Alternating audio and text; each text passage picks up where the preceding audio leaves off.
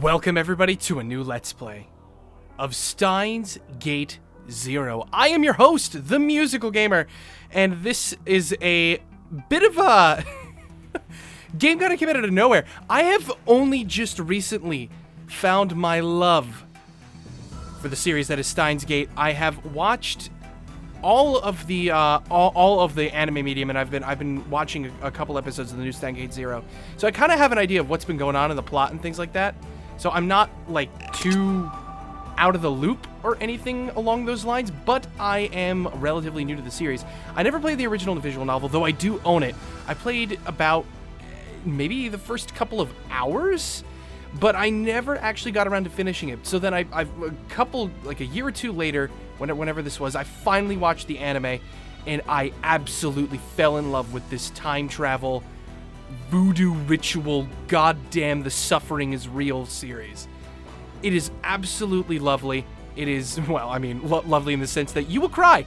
You will cry and you will suffer and you will learn to love it. Believe me, you will. Trust me, you will. It's okay.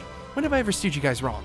Anyway, I just want to take a quick look at the config before we actually get fully started, because I have changed a couple of the settings around, making sure that things are actually, yes, okay, so things are still set up as the way we should have them. I'm not going to actually have any of the voiced dialogue on the game, so you're going to be treated to my lovely attempt at voice acting.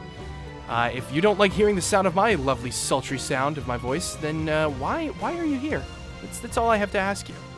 All right, well, without further ado, we are getting started into Steins Gate.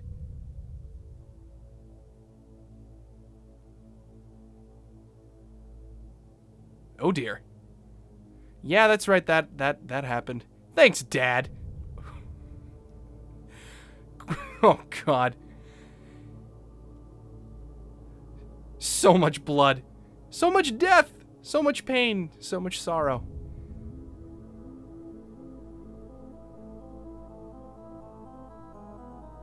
And divergence number is above 1%.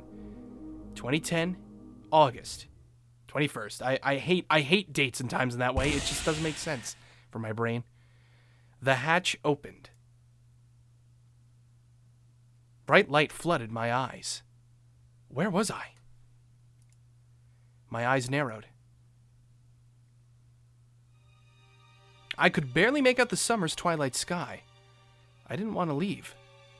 I just wanted to disappear. But someone grabbed my arm and dragged me out. Whoa, he's back already. It hasn't even been a minute, has it? Ocarine? I didn't have the energy to respond to my own nickname. I fell to the ground and wrapped my arms around myself. Ocarine! Mayuri ran to me and looked down, her face worried. But her kindness felt like nothing but a nuisance. Don't talk to me. Just leave me alone. Wait, you're covered in blood. What happened? Dad, get me a towel and water. Oh, and clothes, now. Huh? Can someone please tell me what's going on? Just do it, now! Run, fat man, run! Get us the goods! Dara ran to the door that led back inside the building. Ocarine, are you okay? Hang in there. Don't die, please. It's fine, he's not hurt. Stop it. Just get away from me. Leave me alone. I couldn't save her. In fact, I killed her myself. Right here, 3 weeks ago. I killed her. I'm a murderer. It didn't work. No matter what we do, it's not going to work. It's all been decided already. It's the same as it was with Mayuri. No matter how hard I try, it'll all end up the same.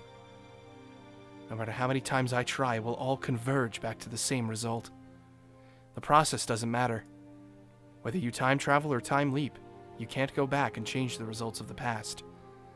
I thought I understood that cruel truth, but now I was forced to realize it again, and in the worst possible way. It's useless. Useless. It's all useless! I knew it. I can't save Kurisu. Dude, he's losing it. I knew this. I knew this. I already knew this would happen. I'm so tired. I haven't rested in so long. I'm done.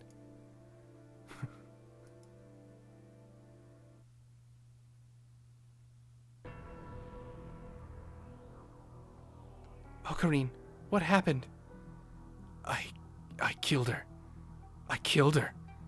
I'm an idiot. It's all my fault. He killed Kurisumaki-se. Killed? That can't be true. It can't. Don't worry, you've got enough for one more attempt. Just leave me alone.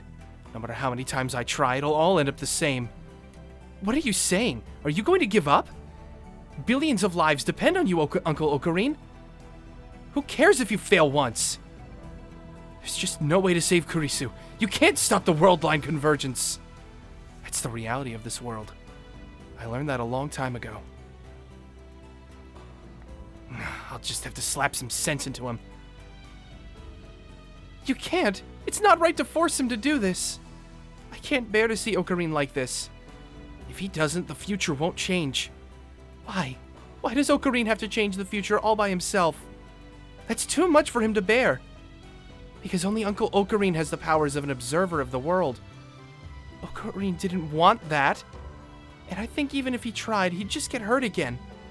It's impossible for one person to change the world all by themselves. And that's why Steins Gate is... I know how you feel, but I'm here for the sake of the future. I can't go back to 2036 either way, so I'm not going to give up so easily. Uncle Ocarine, I'll tell you one thing. This time machine has a finite amount of fuel. At first, I told you that it could only be used to go there and back twice, but there's actually a little more fuel than that.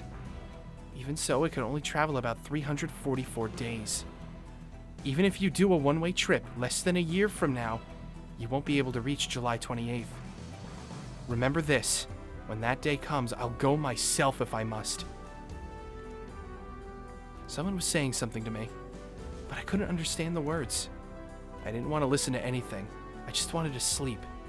Just let this all end. Let me go. Ocarine? Ocarine, hey, Ocarine! You don't have to push yourself so hard anymore, okay? It's okay to cry, Ocarine. Mayushi is here for you, okay, Ocarine? I don't know if Mayuri's words were the reason why, but the tears started to flow. I decided to forget everything. Ever since that day, I stopped going to the future Gadget lab. And that is the beginning point of this game. Jesus Christ. Open the new gate. I got an achievement. Absolute 0. I don't know what that says. Unless that said absolute 0.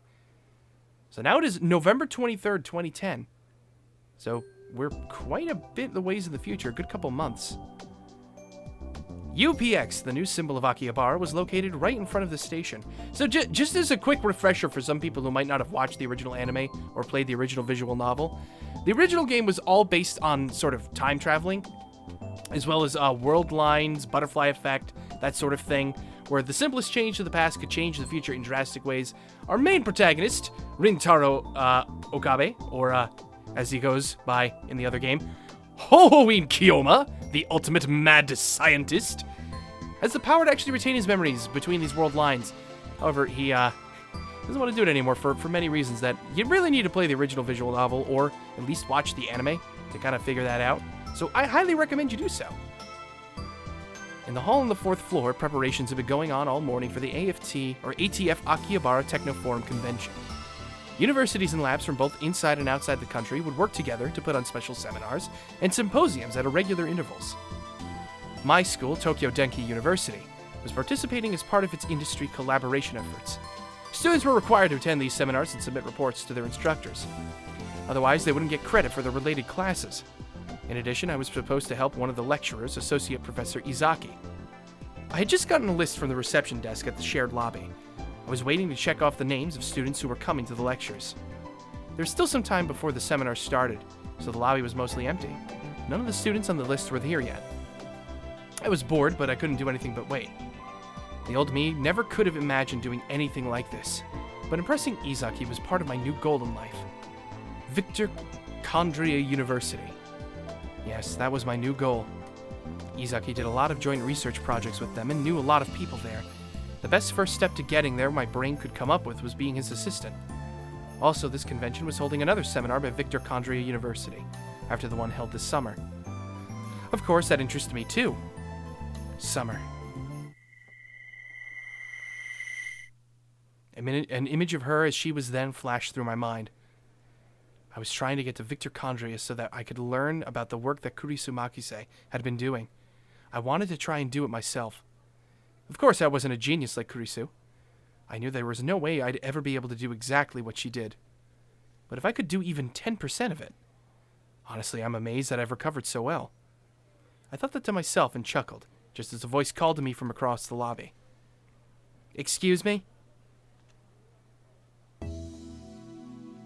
I looked up and saw a young girl approaching from the elevator hall. She was short and petite. Everything about her was small. She's a midget. I could kind of make out a few of the cute curves that don't appear until after puberty, so at least she wasn't in elementary school, but... Dude, what the hell are you doing? Maybe middle school? For someone with such a cute face, she clearly didn't care about her appearance. Her hair wasn't styled and it flowed down her back. Even I could tell their clothes weren't very fashionable. Excuse me, where's the staff room? This is the ATF seminar? Clearly not a place where a middle school girl belonged. She'd probably just come to the wrong place. I know that. How many times am I going to have to say this? This is the first time you've said it to me. And you're the fourth person I've said it to since I got here. Jeez, don't give me the toot. Irritated, she pulled a card out of her jacket. It was one of the IDs given out to invited guests. Her name and the name of her workplace were written on the front. Huh? Victor Condria University, USA.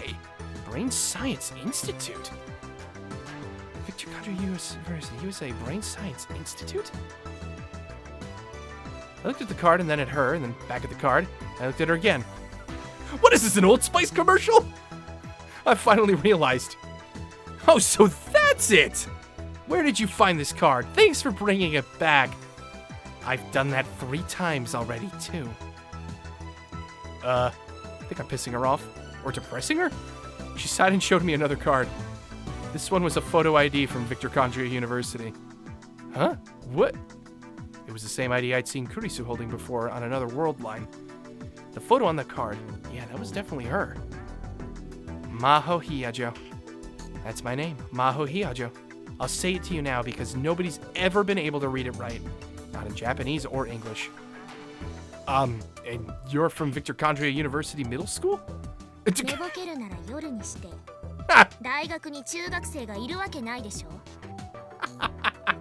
Wait, why did the sound come in? I mean, I'm totally okay with that because that's funny. That's true. Then you skipped a bunch of grades. Unlike in Japan, it wasn't uncommon for Americans to skip grades. Recently at university at age 17. I'll be totally honest. I have never known anybody in my life who skipped grades here in America. I know plenty of people who got held back a grade, but never skipping. I've never met somebody who did that. I don't think Japanese people realize that that's not that common here too. But still a girl this young working in a university lab? Sure? Yeah, a little?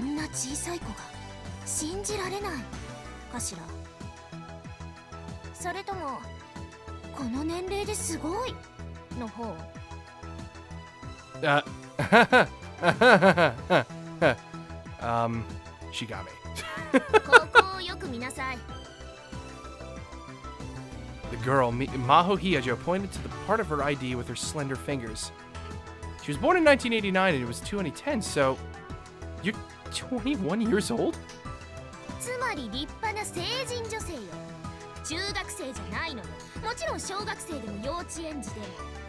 Hold on, I wanna check something real quick here. Oh wow! Oh, that menu is sleek. Oh, that looks cool. What happened here? Why are the voices coming back? Did you get turned? Oh, she got turned back on for some reason. I don't know why. I don't know why she got turned back on. but that's a little odd. Okay. Whoa, no. How do I go back? How do I go back? There we go. Now I'm back. Whew. And she puffed out her chest. There wasn't much to see, but I could imagine her saying, "They look bigger when I'm not wearing clothes. They're huge." What's that look supposed to mean? Oh no, sorry. I apologize. I couldn't believe it. She was older than me. If Daru was here, he'd be dancing around screaming, "Legal lolly for the win!" Legal lolly for the win. Oh no. Doesn't matter, I guess. I get the same thing all around the world, no matter where I go. Yeah, I'm sure. Did you say something? No, I didn't. You heard nothing. Shh, it's okay. Still, the Brain Science Institute? That's where Kurisu worked. Which means this kid, no, this person, might know a lot about Kurisu. I held back the impulse to start badgering her with questions. I looked at the pamphlet with the seminar schedules. Victor Condry's lecture was the last one for the day, and was clearly intended to be the biggest. Was this Maho Hyojo girl going to give a lecture? Just like Kurisu had done at the summer convention. No, wait, that's wrong. That never happened. Kurisu Makise never gave any lectures over the summer. That happened in the Alpha World line. In the world line I inhabited now, before the summer convention, she'd already... Are you giving the lecture today? No, I'm here as an assistant. Oh, and translator, too. I looked at the pamphlet again and saw that the lecturer was a man named Alexis Liskinen.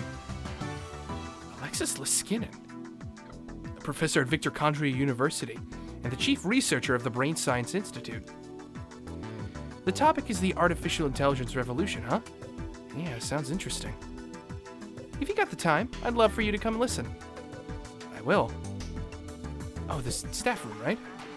I led Maho over to the elevator hall and showed her where the staff room was. Thanks. I had no reason to hang around her any further. I said goodbye and was just about to turn around. Just then, the elevator opened. A woman emerged. The instant I saw her face, every hair on my body stood on end. Uh-oh. Who's it? Oh, it's you! Uh-huh. Ah, right. Well, she's good, isn't she? She's fine this timeline. Moika Kiryu. It was all I could do to keep myself from screaming. Calm down. This is the Beta World line. Mayuri is alive. Moika's not going to kill her. Yeah, that happened. Our eyes met. The eyes on the other side of her glasses were as dead as ever, and it was impossible to tell what she was thinking. I frantically averted my gaze before she realized something was wrong. She tilted her head for a second, but quickly lost interest in me and turned toward Maho.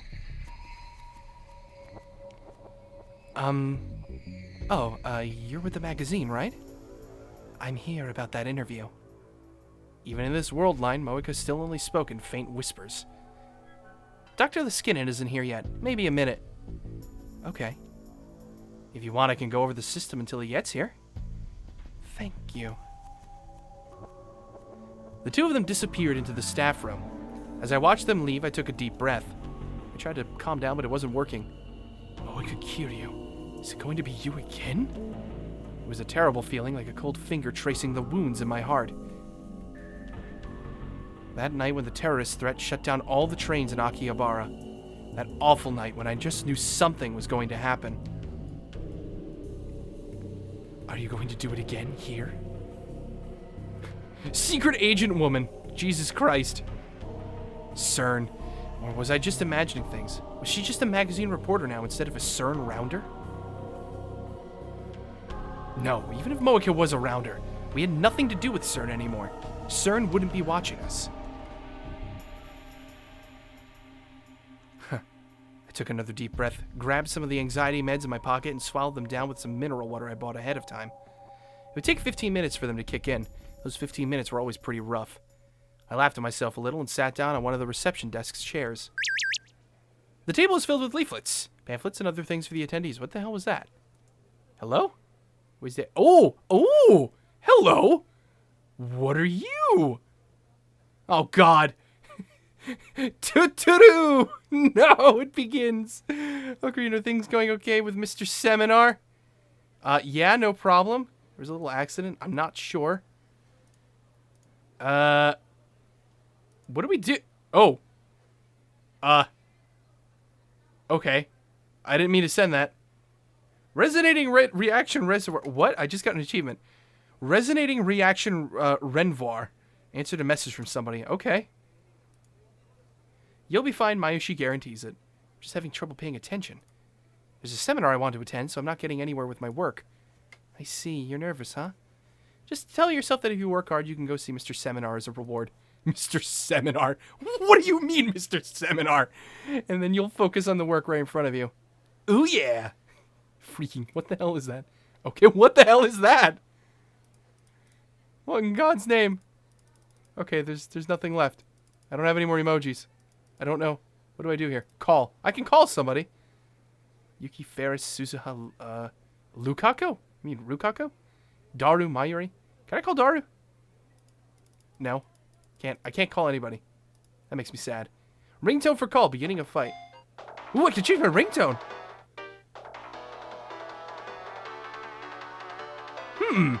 What's this one? Okay, this is where I'm going to waste so much time. Easygoingness. Precaution.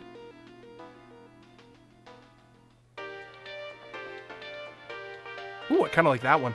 Over the sky. I like that one too. What's the Gate of Steiner?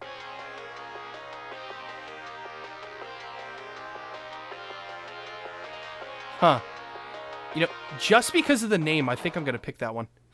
Wallpaper settings? I can change my wallpaper. God, it's a freaking Oopa. Why? Why do I have that as a thing? No, I like this background. That thing just looks really cool. All right, well, that's the end of that. So I guess I click this to get to my phone. Otherwise, there's also the, what is it? All these things we've been unlocking. Tips?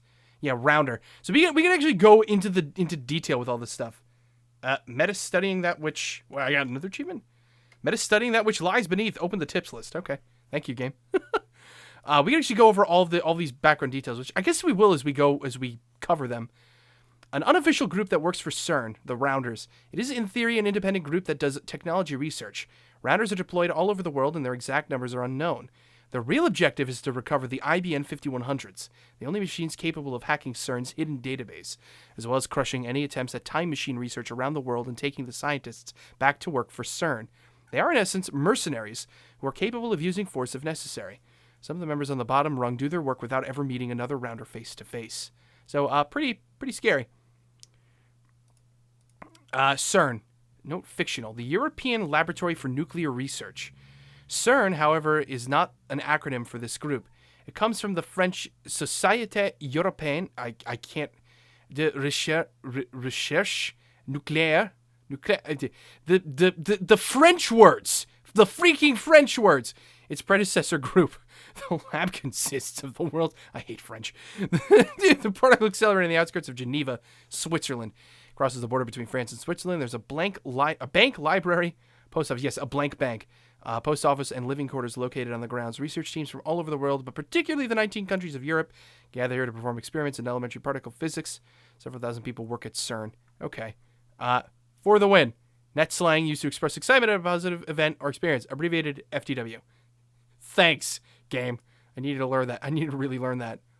Oh, I love it. I got these categories up here. Other, science, internet, otaku, legal loli. The character in anime or manga who appears to be no older than an elementary schooler but is in fact over the legal age of 20. Why is this a thing? Oh, brain science. The field of study that researches animal brains. Okay, neuroscience. Lovely. Tokyo Denki University. Well, this is interesting. First founded as Denki School in 1907 and 1949, became a college in Kanda, Tokyo. Denki University trains engineers and scientists to promote the healthy development of scientific technology.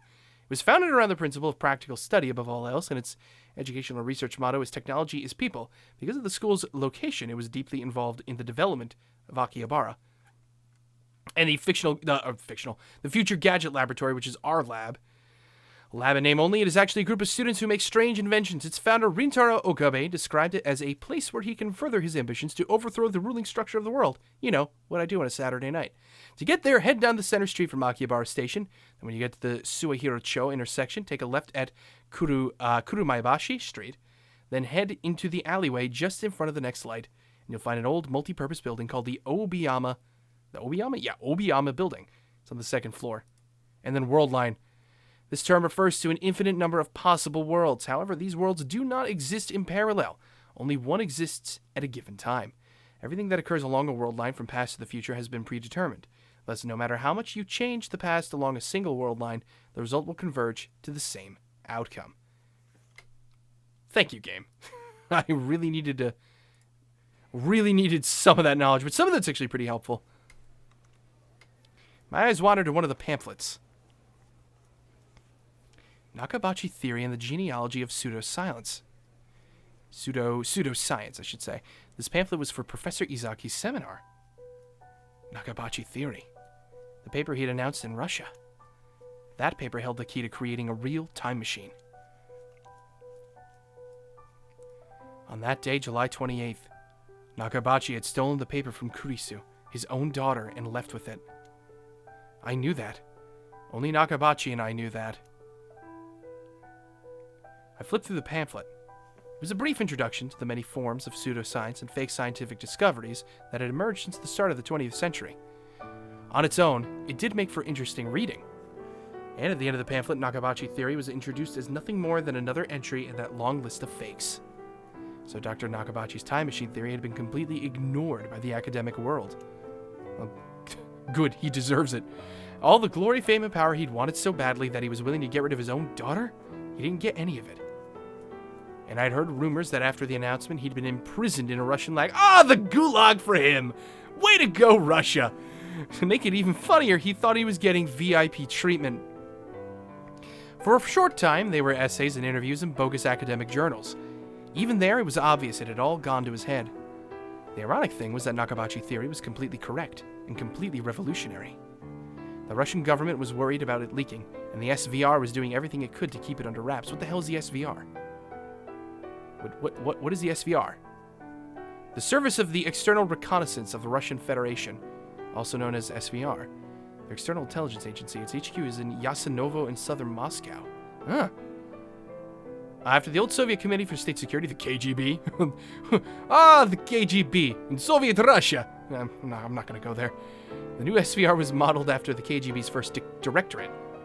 Each of them has their own territory and specialization. Interesting.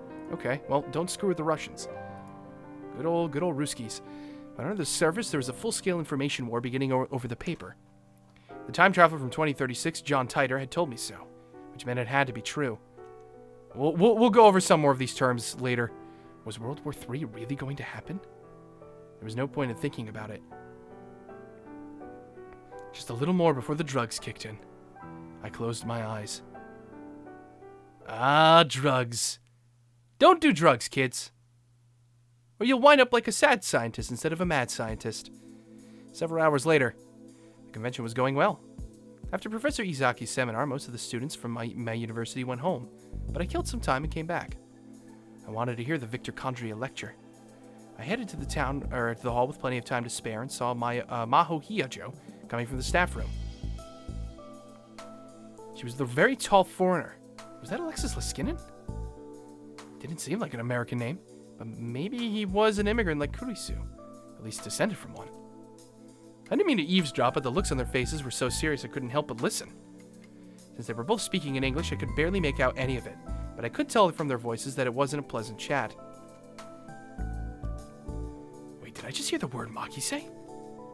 I hated the fact I couldn't speak English. If I'd known this was going to happen, I would have gone to an English school.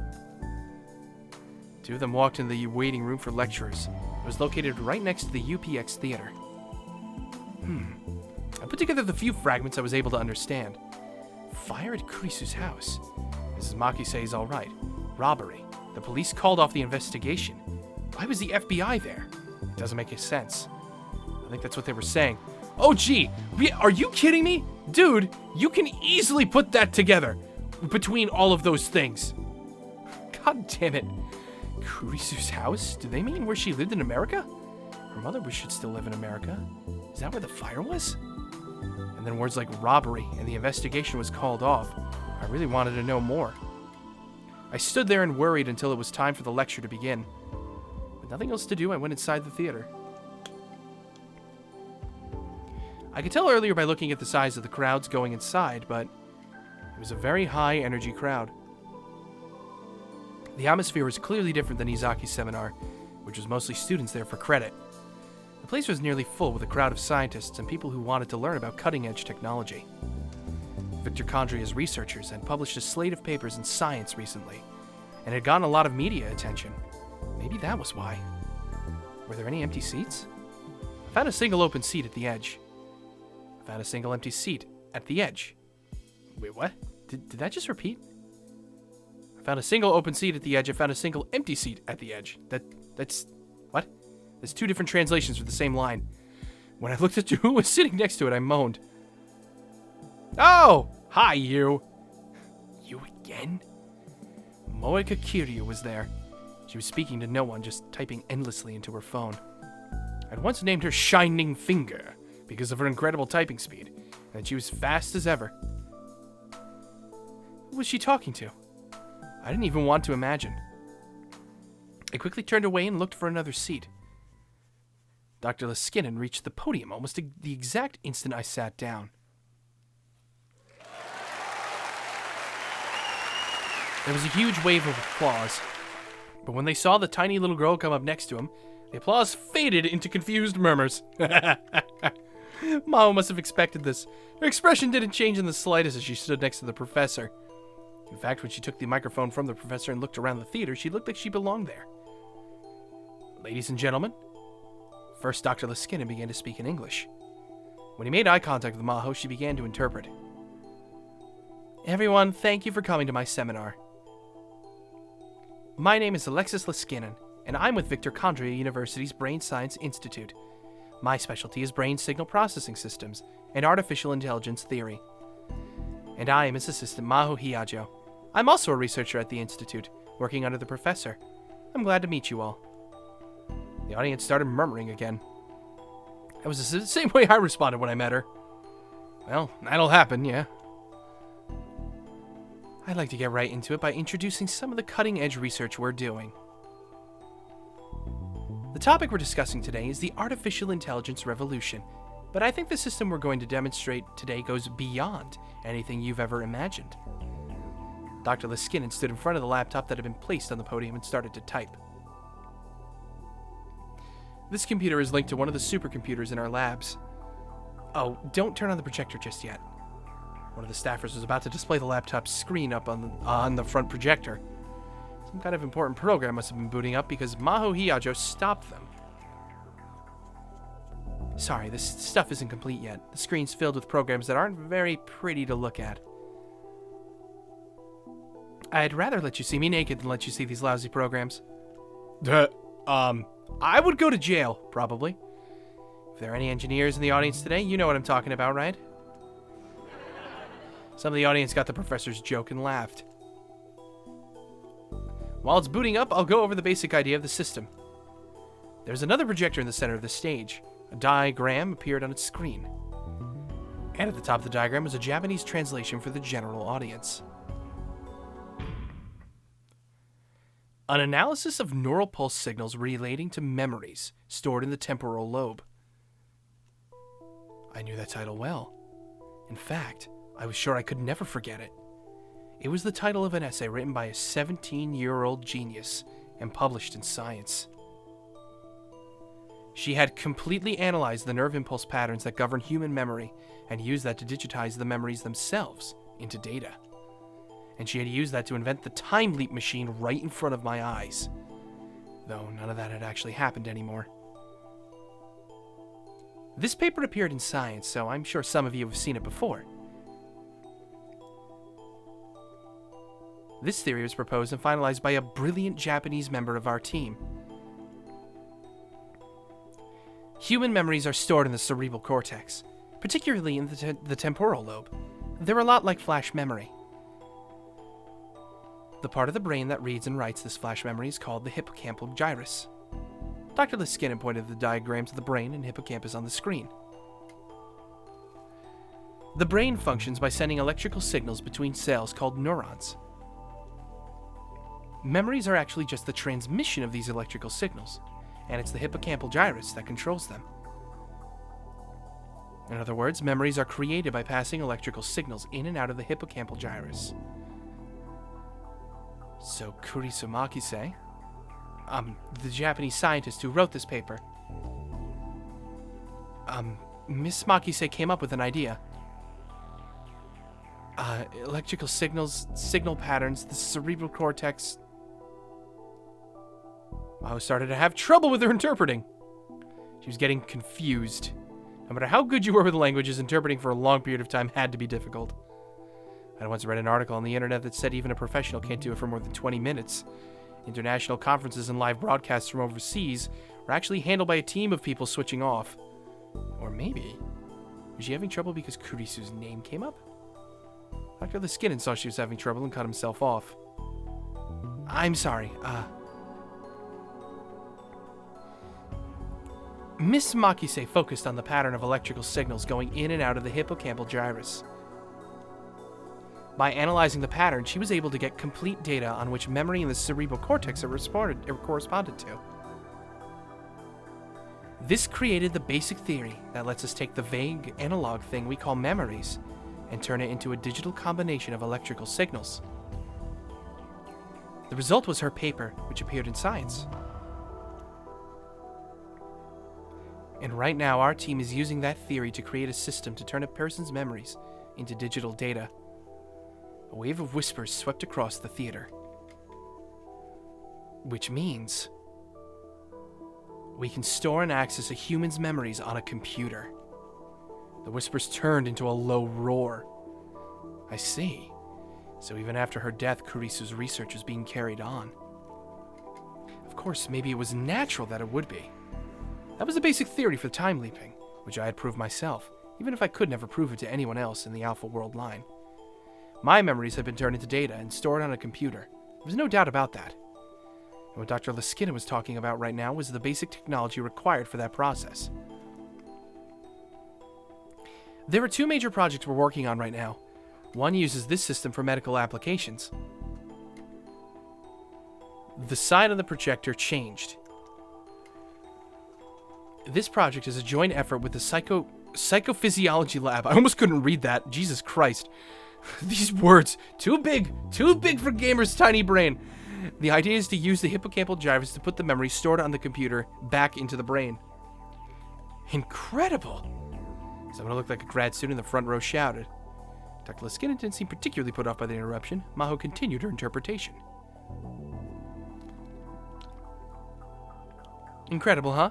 I can understand how you feel. I would feel the same way if I was in your position. But we feel this research is making real progress. How wonderful would it be if we could make this work? One example would be memory problems caused by aging or Alzheimer's. This would be a form of symptomatic therapy. We could automatically back up the patient's memories as data. Even if the patient loses their memories, they could just go to their PC and reinstall them. Wow, actually, wait, now that I think about that, that's kind of crazy. Holy shit, can you imagine? Just like, oh, I totally forgot, even if like something freaking benign. Like, just upload your brain to the goddamn cloud, and then when you forget, like, where your keys are, where you left your keys the other day, just be like, ah, shit, what was I doing yesterday at 9 p.m. when I got home? Where did I put my keys? Just re-download what your memories from, like, 9 p.m. the night before. You're like, oh, that's right, that's where I put them. Holy crap, I'd never lose anything anymore. Okay, this needs to be a reality now. In the end, we hope to make memory data stored in your PC constantly accessible via the hippocampal gyrus. This would mean that if the brain functionality was lost, for example, if the brain was badly damaged or atrophied, brain functionality could still be maintained. It would be like a form of external storage. Just freaking download your brain to a hard drive. God damn it. Strange feeling gripped the hall. Part of it was shock, and the feeling that they were witnessing the announcement of an incredible technology. Part of it was skepticism that a system like this could ever actually work. I mean, that's fair. Part of it was revulsion at the idea of playing around with a human brain like that. The excitement born of all these things passed from one member of the crowd to another. Dr. Leskinen raised his hand to encourage questioners. Looks like I need to take questions before we move on to the next project. I'll answer anything I can. Go ahead. Many hands were raised. I could tell that there was a wide age range of people interested. Both young and old were raising their hands. Dr. Leskinen pointed to a questioner. This was the first question. Sampling would be required when digitizing analog memories. Does that mean any information would be lost? The professor nodded as he listened to the question in Japanese and began to respond in English when the speaker finished. Maybe he was able to understand Japanese if not speak it. To put your question another way, you're saying that when you're saving a live recording of an orchestra as a WAV file, it's impossible to record everything. That's a good question, and it's one of the biggest problems facing our research right now. If the network within the brain consisted simply of neurotransmitters turning on and off, that is, exchanging binary data, the problem would be simple. That would be the exact same thing as a computer's digital data. But we know that neurotransmitters and electrical signals form an analog network within the human brain. The only way we have to deal with this problem right now is to sample at a higher rate. To continue our music example, instead of sampling at 44.1 kilohertz, we'd sample at 48 kilohertz, and instead of 48 kilohertz, we'd use 96 kilohertz. Holy shit, that's a lot. Oh my god. Like, just as a, for those of you who don't do any like sort of video editing or audio recording or anything like that, 44.1 kilohertz is kind of like the standard audio sample rate that you would use for, you know, any sort of like audio file. You would use it at you would do it at 48 kilohertz though if you're using video. That 48 kilohertz is kind of the standard for video sampling. 96, double that? I don't know anything that uses 96 kilohertz. That's a lot. Oh my god. This allows us to recreate something very close to the original analog data digitally. Little by little, the mood in the room was turning to disappointment. People were beginning to wonder if this was just a pretty theory that wouldn't work in reality. More questions came. All of the questioners were skeptical of the professor's theory, and many of them seemed to be outright challenging him. I started to get upset. This was Dr. Leskinen's research, but it was also Kurisu's. I knew better than anyone that it worked, and the sight of so many people refusing to give it a chance infuriated me. Were these people really scientists? I tried to keep myself under control and looked back towards the podium. Was she mad? You mad, bro? She certainly looked disappointed. Dr. Leskinen was very polite with the rude questioners, acknowledging the problems with the theory. She was very different. Her anger was starting to seep into her interpreting, too. I felt a kind of kinship with her. Brother, the question and answer session continued. From a medical standpoint, this is just reckless. It's absolutely impossible to rewrite digital data back into the brain. It's insane.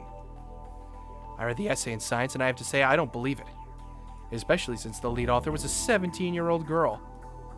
That was the one thing I couldn't ignore. Listen. Objection! I didn't know Phoenix Wright was here. What? That face! Oh, God. The two people on the stage and the entire audience all turned toward me at once. Yigiati! How do you know it won't work when you haven't even tried? The world's full of technologies that people never thought would work. But they exist now because people overcame those problems. Criticism alone doesn't help anything. The whole theater went silent. But I didn't regret standing up. On the stage, Maho Hiyajo was staring at me in shock. And as for Dr. Leskinen, I saw a flash of white teeth as our eyes met. Awesome, he's really something. He started to applaud. Huh? Why was he applauding? That just makes things embarrassing. Huh. Awesome. He's really something, the professor says. Maho translated the professor's words for me to hear. But a scientist must remain calm at all times. The only time when you're allowed to yell is when your experiment succeeds and you say, "We did it." That's all you need, he says. I'm sorry. I lowered my head and sat down. I thought I was calm, but I guess I let my emotions get away from me. I hadn't grown up at all in the past 6 months. If Kurisu was here, she would make fun of me again. I could feel the rest of the audience staring at me coldly. It hurt. If I could have left, I would have wanted to, but I was too interested in hearing the rest of Dr. Leskinen's talk to move. All right, everyone, moving on. But first, how about a round of applause for our brave audience member? Oh no, please, no, don't do it. Challengers like him are the ones who advance science and come up with the really amazing theories. He may be capable of becoming the third Einstein. By the way, the second Einstein is my little assistant here. Stop messing around, Professor. Okay, the audience chuckled. Sheesh. Now then, I'm going to take a break from interpreting. The next interpreter is far better than I am. This is our second project and the one we're putting most of our efforts towards. The Amadeus system. When she finished speaking, Maho walked to the back of the stage. At Dr. Leskinen's signal, the PC screen was displayed on the projector. And then I heard a voice. Nice to meet you, everyone. Maho? With question mark? The murmuring got louder than before, but it felt more uncertain than surprised. On the screen, I could see a detailed 3D model of Maho, the girl who'd just been interpreting. By the way, this model was made by the famous DrinkWorks Studios.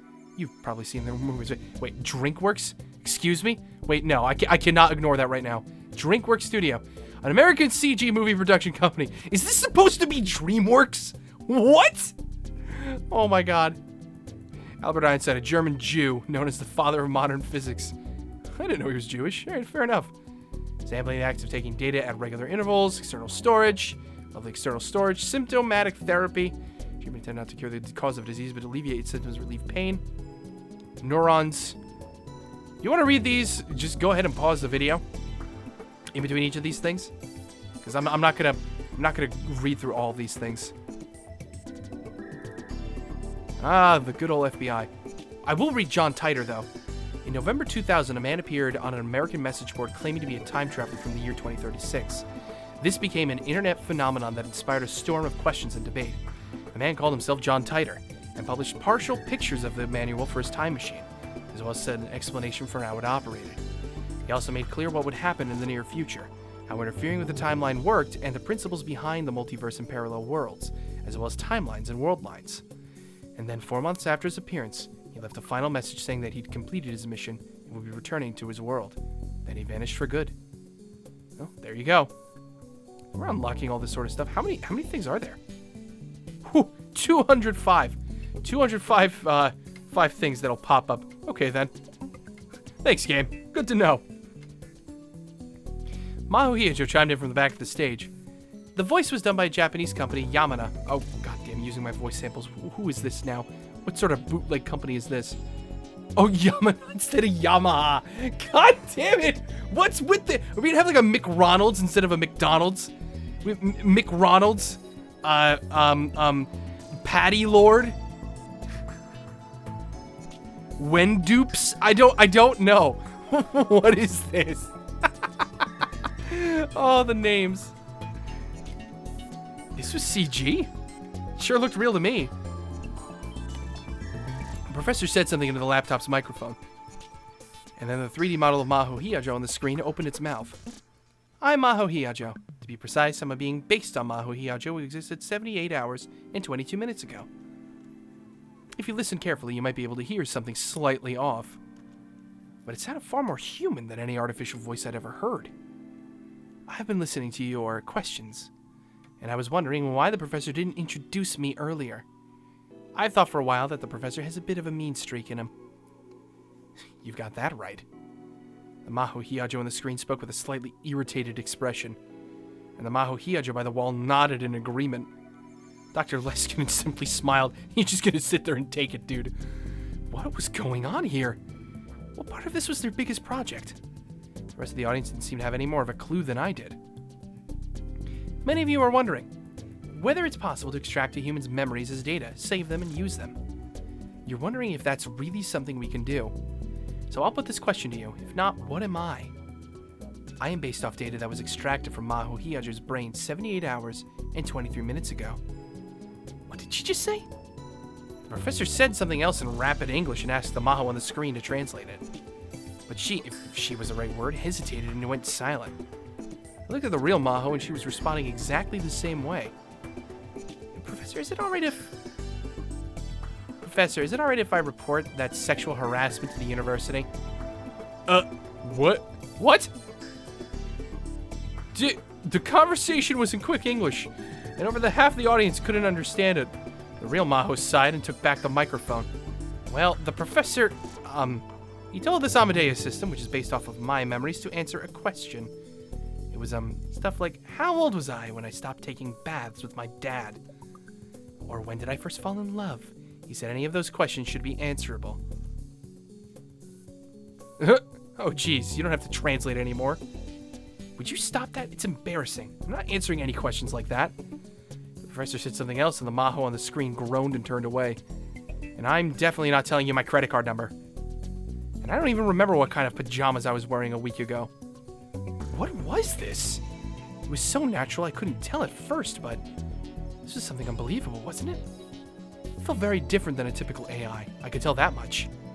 It wasn't answering the questions it was given, and because they were embarrassing? Was it programmed to respond like that to certain questions for the purposes of this demonstration? It was possible that's all it was, but the conversation wasn't programmed in advance.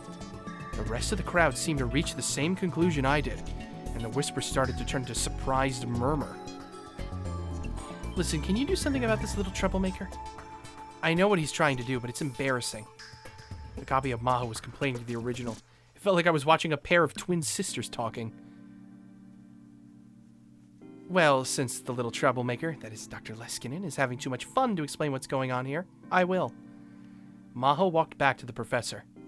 I think everyone's already figured this out, but Amadeus is deciding on its own what it can and can't talk about, and what it does and doesn't want to talk about.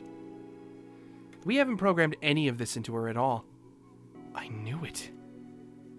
It's using the memories we gave it to make its own autonomous decisions. The Maho on screen suddenly took over for her. And there's another thing, which is the exact opposite of the medical applications we discussed. The research team spends a lot of time arguing about this, but I eventually forget about unnecessary information. Or rather, I become unable to access those memories, just like all of you. For example, the color of the pajamas I wore a week ago. There's no reason I should know this, but right now I can't remember it. That's because this information isn't necessary to my survival. The same goes for all of you. So as you can see, Amadeus's memory inputs and outputs are very similar to a human's. This result surprises too, and we're currently researching it, but we still don't know exactly how it works. As Maho finished up, Dr. Leskinen took the microphone back. She resumed interpreting as she continued the lecture. Another thing that surprises is that Amadeus is capable of deliberate lies.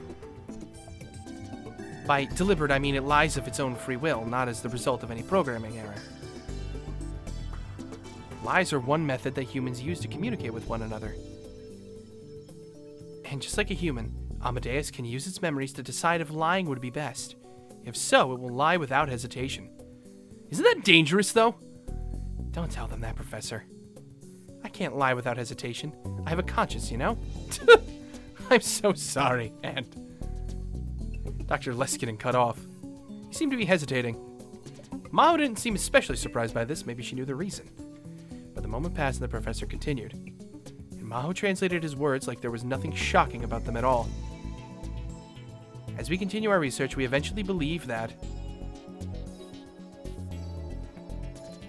it may be possible to give Amadeus a soul, just like a living human's. I was stunned. A soul? Should one of the leading brain scientists in the world really be using a word with such a vague definition? This would mean the creation of artificial intelligence, in the true sense. The whole hall got very quiet. Yeah, I bet. That's freaking radical shit going on here.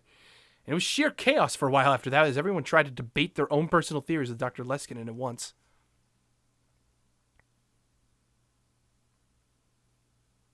Well, that shit just got very real. Very real. Jesus Christ. All right, that's a good sign for me to actually kind of take a break. So thanks all for watching this first episode of Steins Gate Zero. I hope you enjoyed, because I'm looking forward to actually going through this story and seeing all the endings. So that is all for me. Thanks all for watching. This is the Musical Gamer signing off. Let me know if you enjoyed the no voices or if you would like voices in the game. I can go either way on it, though. The voice acting is kind of fun in its own way. So let me know in the comments below, or tweet me on Twitter or in the Discord, and I will see you guys next time. This is the Musical Gamer signing off. Catch you guys in the next video. See you guys then.